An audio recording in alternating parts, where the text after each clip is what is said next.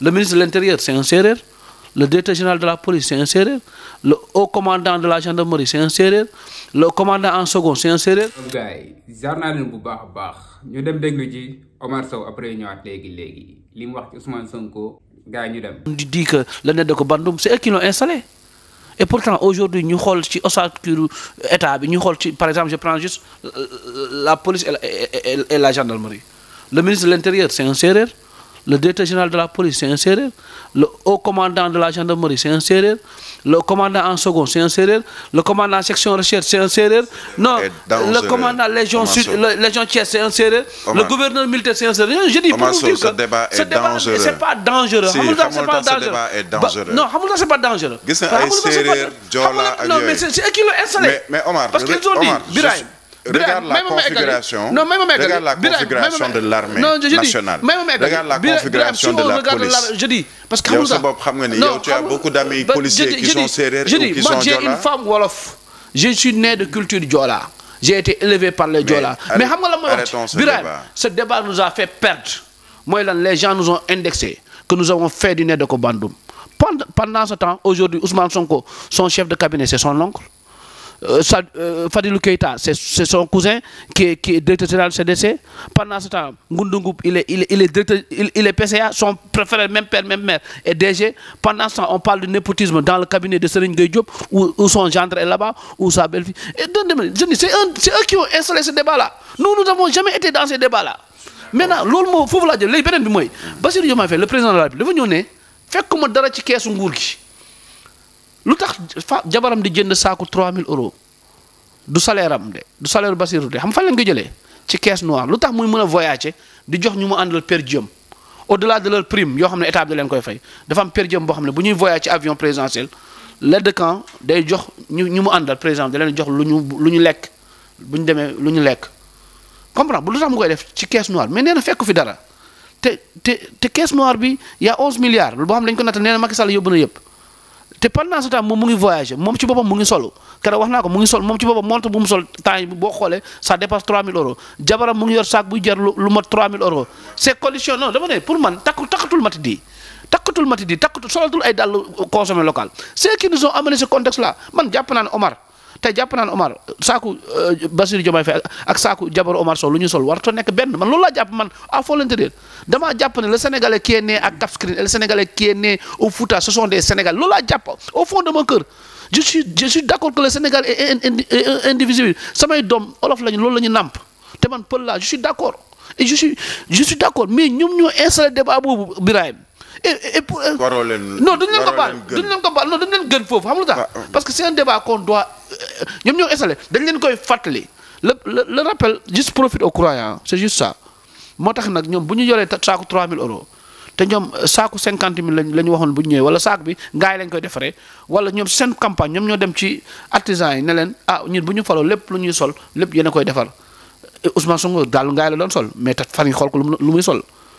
xoolal taal fan yi lu muy sol le président Bassirou Diomaye keroog bu mu demee France daal li ñu ko indil mu koy natt ci biir résidence am indi ko fa ak son homme d'affaires libanais bu ñuy àndal bi daal yooyu jarul ëpp na 1500 euros loolu lay jar yooyu lay sol et c'est normal c'est le président de la République mais ça veut dire que ñoom lu ñu doon jaay ñun rupture bu ñu doon jaay ñun dañuy yàq ñoom ñoo mën a yàqanal dépense bi mais ngir yàlla wala suuf ñun place bu ñu toll yéen a doon wax yàqal na mais yàqal na leen dépense bi mooy leen avion présidence bi ngeen wax amul njëriñ jaay leen ko voyage yi ngeen waxoon amul njëriñ wàññi leen ko bu ngeen demee France avant délégation président Macky Sall doon tëdd ci étoile 3 étoiles lañu doon tëdd 4 étoiles mais léegi ñoom hôtel 5 étoiles fu ñu doon fayee la nuitée à 200 300 euros ñoom seen nuitée léegi mu ngi jar 500 600 euros et aussi pour rappel le président de la République pour def ñaari fan wala ñetti fan ak une vingtaine de personnes trentaine de personnes c'est beaucoup beneen bi mooy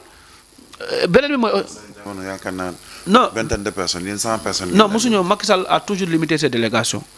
non da ngeen daal sax yóbbu TikTok. non mosuñoo yóbbu TikTokeur. non dama ne mosuñoo yóbbu TikTokeur te beneen mooy aussi président de la République bu demee France ci résidence la mos a fanaan aussi ça débat là on doit l'arrêter mooy résidence Sénégal moo ko moomal boppam président bu fi mënta ñëw boo ñëwee foofu ngay fanaan. pour des raisons yoo xamante Sénégal dafa am këram ci biir France et ça n'a jamais existé donc pour man le jubal jubanti et la rationalisation des dépenses de l'État voudrait qu'aujourd'hui ñun prévoir ñoon déjà ñaari jabar kon ça veut dire que tey Macky Sall fu mu doon dépenser 1000 francs Bassirou Diomaye Faye 3000 francs lay dépenser ci xaalis Sénégal yi. avant da ngay ñëw nit dem kër Farba filmer oto yi fa gaare dem kër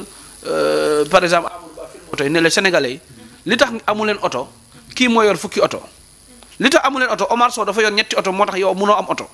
c'est ça en fait ki ñu doon Sénégalais ne la ñu ne la ñun bu ñu jëlee nguur gi ñun ku ci nekk ci ñun benn oto ngay am.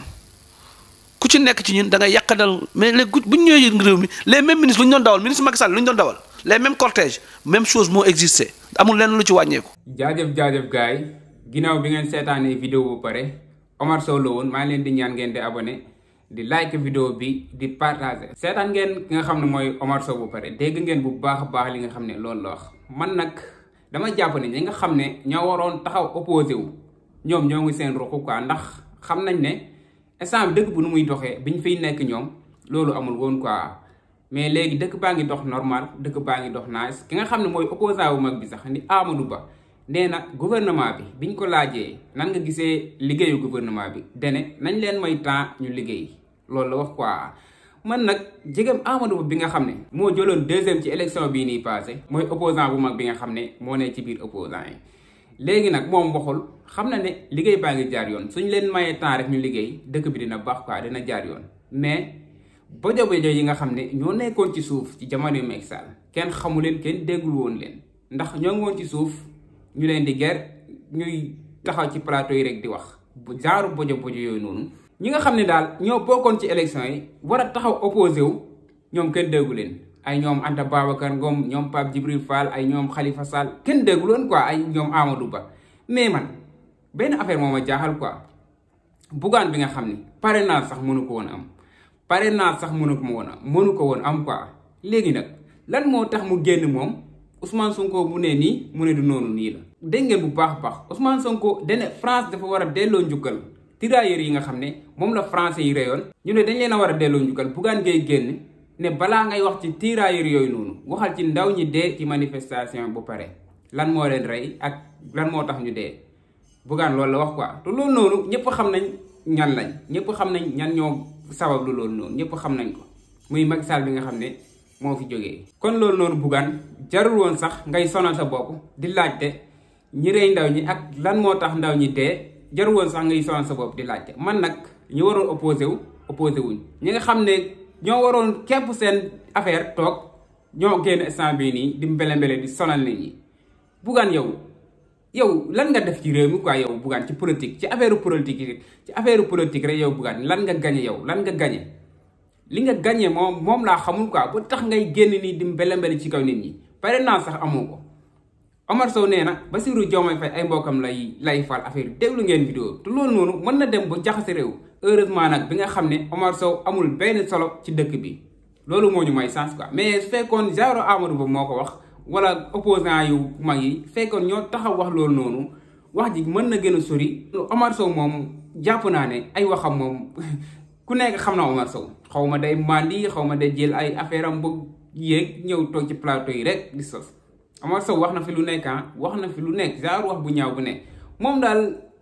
lu baax Bassirou Diomaye Faye lay bañ a gis lu baax Ousmane Sonko lay bañ a gis saa yoo ko invité ay tuuxu duuna rek lay wax ay affaire ethnie ay. kii lii la gars yi xam ngeen ne ci saag bi lañ nekkoon fan yi yëpp muy Bougane bu ñàkk fayda boobu noonu mag bu toll ni yow taxaw di yow moo tax Cheikh Bara Ndiaye wax na ko nee nga yow loolu moom mën nga ko ay affaire yu jigéen moom maîtrise nga affaire yooyu nee na nag nga jaaf si loolu noonu yow yemal ci affaire yu jigéen saak yeeg takkaay yi affaire moo tax Cheikh Bara Ndiaye wax na la dëgg Bougane yow tamit Bougane ñu bëri fi ñu la doon séentu yow danga daanu quoi dañ la doon séentu ci avion yow nga daanu ci sareetu mbaam loolu dafa leer ñu bëri gëmoon nañ la mais instant bii nii weddi dama koy gis samay commentaire sax naan man sama mag dafa nawoon Bougane Gueye Dany élection fekkoon Bougane Gueye dafa bokkoon ci élection yi moom lay voter mais léegi nii Bougane Gueye la gën a bañ gis naa ko bind ci commentaire yi mais loolu noonu dafa leer Bougane dafa rusloo ñu bëri dafa wàccee boppam ba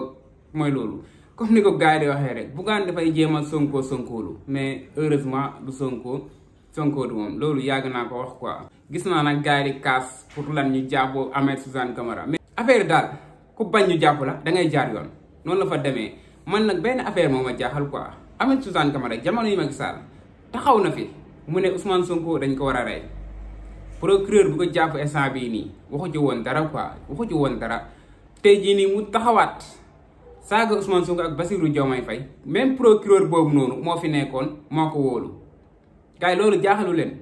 jamono yooyu noonu ku taxaw saaga Ousmane Sonko mu bàyyi mu sedd quoi mu ne dara xewul jamono jii nii ku taxaw saaga Ousmane Sonko mu wóolu la mais gars yi nit da ngay diñ quoi dara mu waru la mën a yóbbaale waaw nit da ngay diñ jamono boobu nag bokkul ak jamono ji quoi ñi la yëlifoon ak ñi la yëlif jamono jii nii bokkul jamono jii sax am ngeen seen indépendance loolu la ko Bassirou Diomaye Faye waxee. Omar Sow mii nii daal gars yi ay waxam a ngi nii man nag nekkuma di leen promouvoir wala ma nekk di leen may lii ak lee liñ fi wax rek laay teg fii nii ñëpp dégg ko pour beneen yoon quoi xam ngeen ne maa leen doon wax Ahmed Suzanne Camara ak Bah Diakhaté ñoom yàgg nañu wax lu mel nii yàgg nañu wax mais ñoom dañuy wax rek di dem ñu bàyyi leen ñuy wax rek ñuy dajale mais bés bu ñu leen jàppee dootuñ gaaw a génne xam ngeen li tax dootuñ gaaw a génne mooy bu ñu leen jàppee dana bëri ay plainte yu bëri yoo xam ne dala leen fa fekkaat loolu da leen di gën a dugal képp kuñ jàpp ci ñoom na nga xam ne caaxaan génnewu la fa. Omar Sow yaa ngi nekk di wax nag continuer say wax dégg nga continuer rek continuer wax li ngay wax yëpp gars yi ñoo ngi koy noté xaw ma danga dof xaw ma dofoo waaw ay conseil nag laa lay jox quoi ay conseil laa lay jox foofu noonu li ngay wax gars yi ñoo ngi koy noté quoi waaw na nga wax bu ëppal nag ba dem foofu xamal ne li la fa yóbbu génnewu la fa waaw ndax wax nga fi lu garaaw loo xam ne jar nañu jàpp la ñu bàyyi la rek ngay wax continuer di wax rek bés dina ñëw ñu woolu la ñu ne lii yaa ko waxoon nga naan dugg na fii génn fii su boobaa doo mën a weddi ndax vidéo yaa ngi ci internet bi waaw fii loo fi wax dinañ ko denc saa yu weddee gars yi dugg dinañ gis vidéo yi dinañ gis yow li nga waxoon gars yi noonu la demee maa ngi leen di jaajëfal bu baax a baax sama gars yi ba ci beneen vidéo maa ngi leen di ñaan ngeen di abonné di like vidéo bi jaajëf sama gars yi